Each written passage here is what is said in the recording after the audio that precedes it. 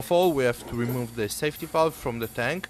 Now that we are sure that the tank is completely empty, we can remove the part of the tank, so we can access inside the tank.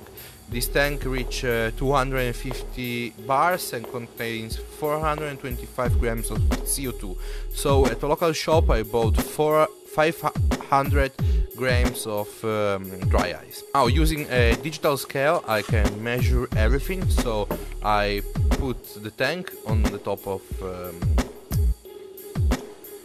the scale like this. So the tank empty weighs 1500 grams and we have to add 425 grams. So I open the dry ice and using some gloves I put the dry ice inside the tank, and it makes a very strange noise. Do you know why? So if you know it, let me know in the comments below. Like this. Push it all the way through. Now I add only 400 grams and not 425, just for a safety reason. Before that all the dry ice goes away, I close the tank using a pressure regulator, or use what you have, the original cap that comes with the tank. This is for my air rifle that you see on my channel.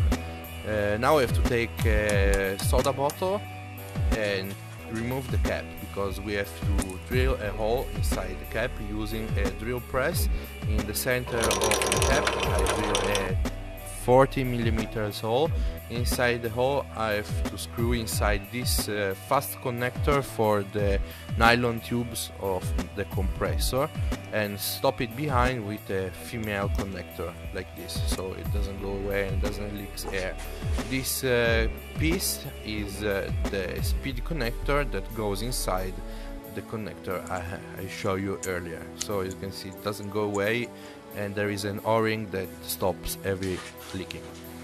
So I put inside this strange piece two springs, small springs that have to push a small ball. The ball, I took it apart from a ball bearing. It is a stainless steel ball, but you can use also a airsoft BB or whatever you find at home. This is a little bit too big, but makes the work, and have to go on the top of this strange piece that after you will understand what it is for. So the ball goes inside, and as you can understand, it stops the air from getting back inside this connector. After you will understand better. So put everything together again, the speed connector, the ball, and the other piece. Using a female double connector, I screw everything together like this. So let me explain what is going on. The air that comes from the tank try to pass through and push the ball back, so the air can go all the way through inside the bottle, the plastic bottle. But the air that comes from the plastic bottle cannot go back or go out, because there is the ball that stops the connector. Using a valve or a tap, or this is a water valve or gas valve, choose what you have. I'm using this because it's much more precise. I have to connect the connector to the plastic cap. So using a nylon compressor connector, I screw it in place and stop it in place like this. Using a female connector, I connect the valve to the tube. So now we are finished.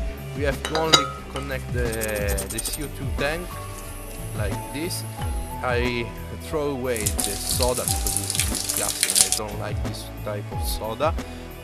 We don't have to fill the bottle all the way on the top, just just a little bit more than a half.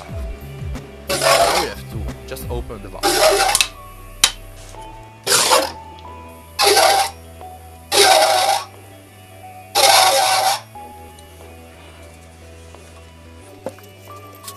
Now give a little bit shake to the bottle and let it sit for 24 hours. The next day the ball made his work and doesn't let the air go out in the bottle. And as you can see,